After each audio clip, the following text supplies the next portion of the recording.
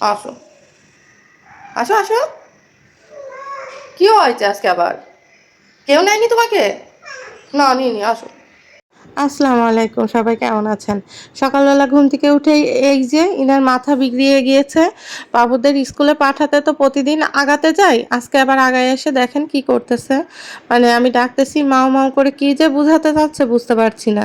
আসলে বাইরে অনেক পাখি ডাকছিল, ওই সেই পাখিগুলোর জন্যই মনে হয় ও এত ছটফট করতেছে। পাখি ডাকের শব্দ শুনে আর কি, দেখেন দিল দৌড়। যাই হোক, ওর সাথে সময় দিলে হবে না। সকালে চা নাস্তা করে টুকটাক কাজকর্ম সেরে রান্না কি কি করব সেটা আজকে একটু সকাল সকালই বের করে নিয়েছি। করব একটা দেশি মুরগি বের করে নিয়েছি, আর রুই মাছের নাড়ি, তারপর হচ্ছে কি বলে ডিম, তারপর ফাপড়া আর কি কি ছিল সেগুলো, আর ইলিশ মাছের 2 পিস ডিম ছিল বড়, সেটা ভুনা করব। আর এই মুরগিটা সুন্দর করে মেরিনেট করে রাখবো। তো গতকাল বাজার থেকে যে নারকেল নিয়ে আসছিলাম সেই নারকেলটাকে ভাবলাম যে এক খণ্ড কেটে একটু মুরগির মধ্যে দিই, ভালো লাগবে। তো সেই নারকেল কাটতে যেহেতু হাফ লেগে গেছে, এখন মুরগিটা কষাতে দিয়েছি। দেশি মুরগি তো, ডিম পাড়া মুরগি ছিল আসলে। মানে এমনভাবে তাকায় আছে আমার দিকে, বাবারে বাবা। আমি বলছি কী ব্যাপার, মুরগিটা আজকে কষাতে যেই একদম মানে কড়কড় কড়কড় করতেছে। তো যাই হোক, এটা অনেকক্ষণ কষায় কষায় রান্না করা লাগছে আর কি।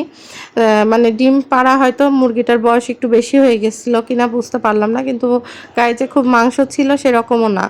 যাই হোক, যেমনই হোক। তো এই যে ডিমগুলো এরকম ছিল, আরও 2-1টা ডিম গলে গেছিল, যেহেতু ডিপ ফ্রিজে রাখা ছিল। তো ডিমগুলো পরে দিব, আর নারকেল একটা মালয় থেকে কেটে নিয়েছি। তো এদিকে সময় নষ্ট না করে আরেক চুলায় ভাবলাম ইলিশ মাছের এই ভুনাটা করে ফেলি। তো হলুদ লবণ মাখায়ে এখন ইলিশ মাছটা ভাজবো, আর এদিকে তো মাংস কষানো চলতেছে। তো ইলিশ মাছটাকে ভাজা হয়ে গেছে, এখন এটাকে আমি কেটে পিস পিস করে নিয়ে তারপরে ভুনা করব। আমার ছোট ছেলে আবার ইলিশ মাছের ডিম ভুনা খুবই পছন্দ করে। আর ডিমটা বেশ কিছুদিন হয়েছে রেখে দিছি, এই জন্য ভাবলাম আর বেশি দিন রাখা যাবে না। তো এটা রেখে দিছিলাম ছোট বক্সে, তো নিচের দিকে তলায় গেছিলো।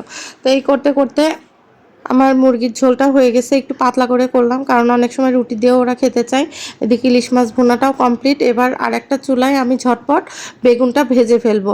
আজকে এই বেগুনটা হচ্ছে ওই যে রুই মাছের যে নাড়ি, তেল, তারপরে হচ্ছে ডিম দেখালাম সেইটার জন্য। তো পেঁয়াজগুলোকে একটু হালকা নরম নরম করে ভেজে নিয়ে, ঝালমরিচ ভেজে নিয়ে এর মধ্যে যাবতীয় আদা রসুন বাটা, তারপর ধনিয়া গুঁড়া, জিরা গুঁড়া, তারপর আপনার হচ্ছে মানে যা যা মশলা থাকে, হলুদ, ঝাল সব কিছু দিয়ে খুব সুন্দর করে মশলাটা কষায় নিতে হবে। একদম মশলাটা মানে ভাজা ভাজা ভাজা ভাজা করে একদম কষায় যখন তেল উঠে আসবে, তখন এর মধ্যে মাছের নাড়ি টাড়ি, ফাফড়া টাপড়া, তেল টেল যা ছিল সেগুলো দিয়ে দিতে হবে।